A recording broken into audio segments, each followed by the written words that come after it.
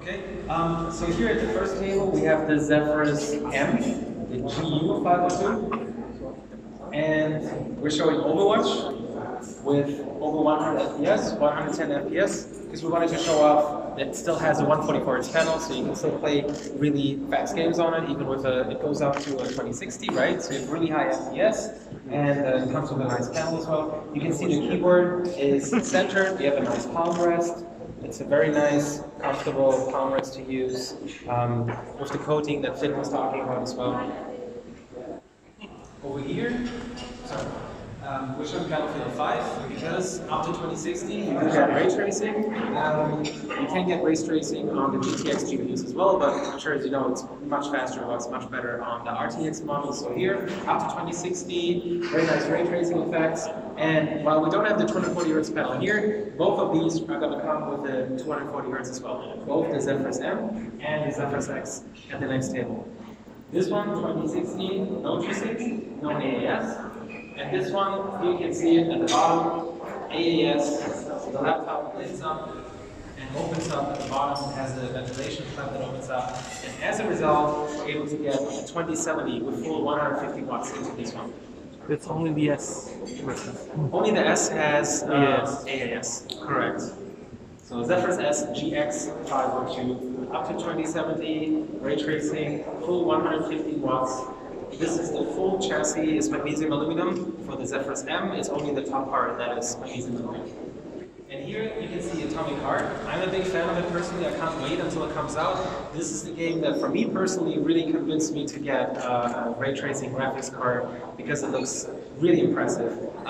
This game in particular is an early alpha. You can see it's free alpha actually. We're working together with Moonfish, and it was really nice of them to give us the opportunity to demo the game here. So it shows us what's possible with ray tracing. The game is coming out later this year, early next year, and we're looking forward to work with the game developer on this game.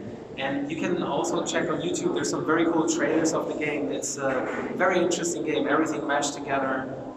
It's a very, very lively game, a lot of crazy, weird effects, and it's really cool. Over here, we're showing on the GX 502 Zephyrus S. It's a bit sunny today, unfortunately the weather is really good. You can see G-Sync is on, so this one is in GPU mode, in discrete mode, G-Sync mode, so it has G-Sync on. And this is Shadow of the Tomb Raider, also with ray tracing, and a little bit dark. Unfortunately the game is, you know, if you play the game, it is a pretty dark game. Yeah. But yeah, you can see it's super smooth, all the movements are really, really smooth. It's a very nice way to see the benefit of G-Sync. Okay, then let's move over to Mothership. I think most of you already seen Mothership. I don't know, maybe already have here we can see two motherships. So on the left side, we see the Battlefield 5, someone's having a good time. And on the right side, we can see Battlefield 5 full HD version. So you have a 4K 60 Hz with G-Sync. This one is, these are also early samples. So all the samples you see here at the event are not the final samples, they're not mass production. This one unfortunately doesn't have G-Sync right now, but the 4K panel will have G-Sync. 4K 60 Hz G-Sync or full HD 144 Hz with G-Sync. So you can choose, do you want to focus more on AAA gaming or content creation, or do you want to focus more on FPS gaming or overall just gaming? Right, the interesting thing about Mothership, let me show you how to set it up. That's always a cool part of the trick. I really like how to set it up. So, like I mentioned, it's really a new take on desktop replacements. If you look at it like this, you can see that compared to other desktop replacement laptops, it's way thinner. And if you compare it to some of our competitors like GT75, for example, that's double the thickness. Ours is only half the thickness, and we have better specs and higher performance. And we're able to do that because the whole thing is CNC for manufacturing. It's all CNC. And here on the left side, you can see all the CNC pieces. So the cool thing about Mothership is it looks like a traditional laptop at first, but then when you set it up, you just place it down, the kickstand comes out. You can actually adjust the kickstand as well to a different angle if you want to. When you pull it up, it just goes back. And then you fold out the keyboard. You can then detach the keyboard and have it flat on the table like this. Or you can fold it over and have the keyboard raised. You can use it in wireless mode. So you can see it takes a bit to connect. You can have it in wireless mode with battery, or you can plug it in as well with a Type-C cable over here to connect it to the system. And like I said, you can adjust it however you want. You can adjust the panel however you want. You can have it lean back. You can have it propped out further. You can move the keyboard around, or just replace the keyboard with your own favorite keyboard. Because everybody is, 100% convinced that their keyboard is the best. Some people swear on this brand, or that brand, or this model, or that model. Everybody has a different preference for keyboard, right? So with this, you can bring your own favorite keyboard. You don't have to use the built-in keyboard if you don't like it. What about cooling? Cooling, I can show you that over here as well.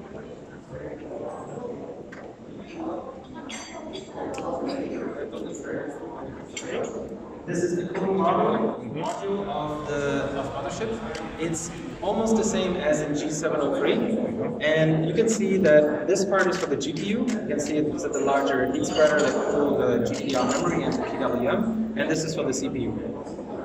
So you can see that we have 4 heat pipes for each, and what's special about it is you can see for the CPU side, for example, there's 1 heat pipe going to the right, 2 heat pipes going to the top, and the third one is going all the way to the left. So we're using 3 exhausts to cool the CPU. As a result, we're able to remove much more heat and remove the heat much faster than other laptops. Most other gaming laptops, actually all other desktop replacement laptops, keep the CPU heat on the right side and the GPU heat on the left side. So what are the temperatures? The temperatures, that's a very good question. We're using liquid metal now on mothership. So this is going to be the first for any mass-produced laptop. We're going to use liquid metal. You're already familiar with liquid metal, but using it in a mass-produced laptop is really difficult. We had to develop our own robot arm that applies the liquid metal, the right quantity, and we had to develop a special gasket around the chip. So even if some of the liquid metal leaks out, it doesn't short-circuit anything on the CPU package or on the motherboard itself. So what are the temperatures? It reduces the temperatures by around 10 to 13 degrees, and when you're, it depends on the CPU setting that you're in, if you're in balance mode or turbo mode, and it depends if you're running the overclock in turbo mode or in balance mode. In balance mode right now, the clock speeds, you're getting around 4.7, 4.8 gigahertz, and the temperatures when you play games are really good in the 80s. When you do heavy loading, like if you do a stress test or something, you get around 90, 95 degrees. Yeah. And the cool thing is, when you're using liquid metal in balance mode, it actually drops from around 95 to around 85. Yeah. And in turbo mode, you get the same temperature as before, but now you're getting 400 gigahertz higher clocks. Oh, okay. Because in turbo mode, it's going for full performance. So you're leaving it at 90, but for higher clocks? For liquid metal, in balance mode, your temperatures are around 80 under heavy load. Oh, and then in turbo mode, it goes back up to 90, 95, but you get 400 to 500 gigahertz higher clocks. So you guys are like confident that 90 is like normal temperature? Well, do you know any other desktop replacement laptop that has lower temperatures? I mean, they're all getting that, right? Yeah. Yeah, so we said 80 degrees. 80 to 90, yeah. 80 to 90, yeah. All right, so let me see if I can try to put it back together. Sorry. So this is the rear part. Over here you have plastic inlays for the Wi-Fi antennas. It has 4 Wi-Fi antennas, and we use Range Boost to dynamically use only 2 of the Wi-Fi antennas. So we always use the 2 Wi-Fi antennas that have the best signal.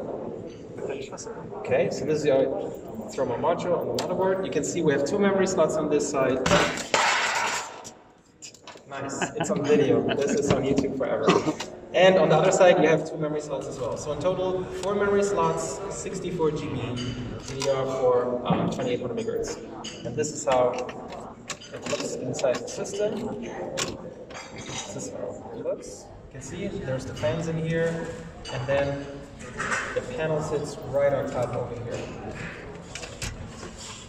So this gives you an idea more or less what it looks like on the inside. Really interesting about this, because it's all CNC, this is really good for structural integrity, but it actually acts as a heat shield as well, because panels are very heat sensitive, and it's important to keep the panel cold, and also protect it from the EMI, the electromagnetic interference from the motherboard and components. So this aluminum sheet actually serves for EMI shielding and also for temperature shielding for the panel. How much time it takes to make one piece? To make one piece, all of these, it takes almost 1 day because it's several machines. You have to have different drill heads of different sizes. You do the rough one first, and then the smaller size. So 1 day? It takes around 1 day, yeah. It's like 12 hours or 18 hours, I think, for all the pieces together. And here's a SSD heat spreader. It seems pretty small, but this actually helps keep the SSD cool enough and run at high speed, because you just really need to cool the SSD controller. The NAND memory actually likes to be at warmer temperatures. And the TDP is pretty low for the controller. All right? Okay. And then I'm going to show you the over here we have the 240 Hz panel on the Star 3. And you can see he's playing Rainbow Six Siege, well over 200 FPS. And it still looks really, really nice.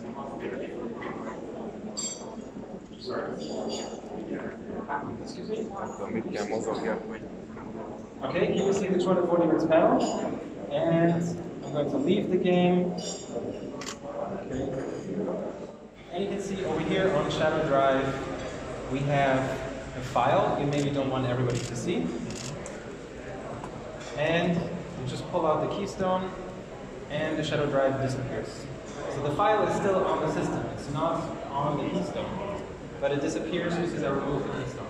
And as soon as I put it back, it pops up again. And now it's going to ask me to type in the password to make sure it's really me and not just somebody who put in the keystone. Can you show me the keystone once again? Remove it? Yes. And put it back?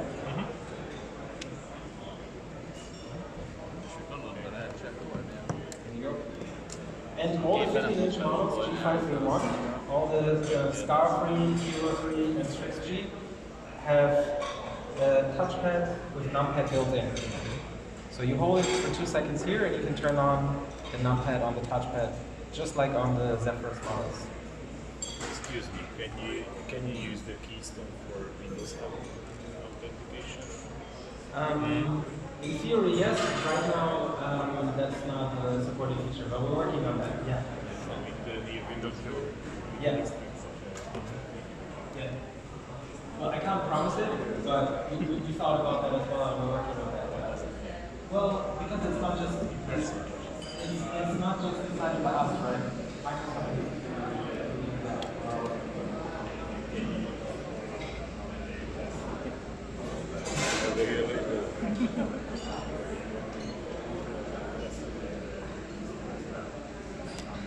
Yeah, that's something we do work out with Microsoft. When you have the keystone, you still have to type in a password, right? Oh, game lighting. So this is Black Ops 4, the zombie mode. And oh, I see the keyboard lighting is actually set to default. I think we use the keystone, that's why. Alright, so the cool thing on this, in Black Ops 4, it's not showing right now, but you can have the health bar here. So if it's full or if you get hit, this gets lower. And then you have your ammunition here, and you have different keys based on the action in the game, highlighted in different colors. Okay? And over here on the right side, let me show you scenario profiles. So here's Armored Crate. You can see right now we're in balanced mode. Now it's switched to silent mode because there's no other app open.